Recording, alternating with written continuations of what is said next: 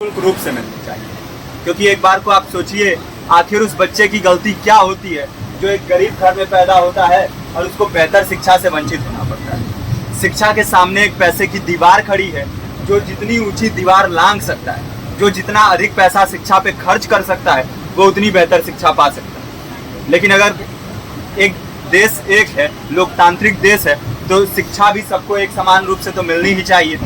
आज परिस्थिति ये है कि एक तरफ तो प्राइवेट स्कूल हैं जो लूट के अड्डे बने हुए हैं, वहाँ पे आप एडमिशन कराने जाएंगे तो सिर्फ एडमिशन के नाम पे ही आपको 10,000 20,000 रुपये देना होगा। और कमीशन खोरी का ऐसा धंधा है कि कॉपी, किताब, टाई, बेल्ट, ड्रेस, जूता कहाँ से खरीदना है ये आप नहीं तय करेंगे वो प्राइवेट स्कूल वाले। यानी आम लोगों की मेहनत की आखिरी कौड़ी उनके जेब से वसूल लेना चाहते हैं। और दूसरी तरफ सरकारी स्कूलों में न तो पर्याप्त टीचर हैं, न पर्याप्त बिल्डिंगें हैं। 2019 का ही ये पुराना आंकड़ा है कि हर 100 में से 52 स्कूलों में या तो एक टीचर है या 2 टीचर हैं। और उन्हीं टीचरों के ऊपर जिम्मेदारी थोप दी जाती है कि जनगणना करो, मतगणना करो, पशु गणना करो, तमाम काम करवाए जाते हैं। और 19 के बाद से तब से कितने टीचर रिटायर हुए होंगे और 18 के बाद से कोई टीचर की वैकेंसी भी नहीं है। आप खुद भी सोच सकते हैं ये परिस्थिति और कितनी बिगड़ी हो। इसीलिए हम लोग ये मांग उठा रहे हैं, चाहे कोई राष्ट्रपति का बच्चा हो या किसी मजदूर का, सबको शिक्षा एक समान मिलनी चाहिए और निःशुल्क रूप से मिलनी चाहिए। प्रेमचंद ने अपने दौर में भी कहा था कि एक सभ्य समाज में ऊंची से ऊंची तालीम मुफ्त होनी चाहिए और इसका पूरा खर्च गवर्नमेंट को उठाना चाहिए, क्योंकि हमारे देश को फौज से ज़्यादा आवश्यकता तालीम की है। और शिक्षा से जुड़ता हुआ ही दूसरा मुद्दा हम लोग उठा रहे हैं। दूसरा मुद्दा है रोजगार का। रोजगार की परिस्थिति ये है कि आज सरकारी सेक्टर हो या प्राइवेट, सब कुछ ठेका संविदा के हवाले किया जा रहा है। परमानेंट नौकरियां लगातार घटाई जा रही हैं। इसी रेलवे में 1995 के आसपास लगभग 18.5 लाख कर्मचारी काम करते थे, लेकिन आज उनकी संख्या 12 लाख थी। आप खुद भी सोच सकते हैं कितने बड़े पैमाने पे परमानेंट पदों को घटाया जा रहा है। और आज आलम ये है, एक तरफ लाखों पद खाली पड़े हैं, फिर भी कोई वैकेंसी नहीं निकलती।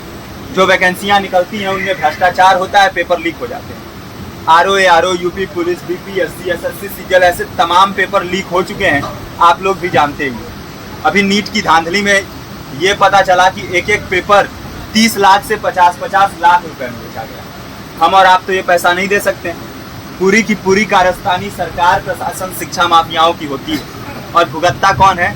आम घरों के लोग, जो लोग सालों साल तैयारी करते हैं, दिन भर में 10-10 घंटे, 12-12 घंटे पढ़ते हैं। और इतनी कड़ी मेहनत के बाद, सालों साल की मेहनत के बाद उनके हाथ लगती है तो सिर्फ हताशा, निराशा, अवसाद। बहुत से छात्र नौजवान जो इस बेबसी में, इस डिप्रेशन में नहीं जी पाते, आत्महत्या तक के कदम उठा लेते हैं। लेकिन ये देश की विडंबना है कि टीवी चैनल, अखबार, मीडिया, नेता, मंत्रियों के लिए कहीं ये कोई मुद्दा नहीं है। उनके लिए मुद्दे हैं तो जाति, धर्म, रंग, नस्ल, अगड़ा पिछड़ा। आज जब पूरी परिस्थिति इतनी भयावह है तो ये जरूरी है कि लोगों के बीच में जाया जाए, लोगों को संगठित किया जाए और एकजुट किया जाए। क्योंकि आज अगर अपने मुद्दों पर बोलेंगे नहीं तो कल को ये परिस्थिति और बिगड़ेगी। हो सकता है ले दे के अपनी जिंदगी तो हम लोग काट ले जाएं, लेकिन आने वाली पीढ़ियों को क्या भविष्य दे के जाएंगे, ये भी सोचने वाली बात है। हमारे साथी ने आपको पर्चा दिया है, पर्चा आप तक पहुँच गया है। पर्चे में और भी बातें हैं, इसको पूरा विस्तार से पढ़िए। पर्चे में हमारा नंबर है, संपर्क कीजिए। फेसबुक का, इंस्टाग्राम का लिंक है, आप वहाँ पे जाएंगे तो आपको पता भी चलते रहेगा कि लगातार किन किन माध्यमों से हम इस अभियान को चला रहे हैं।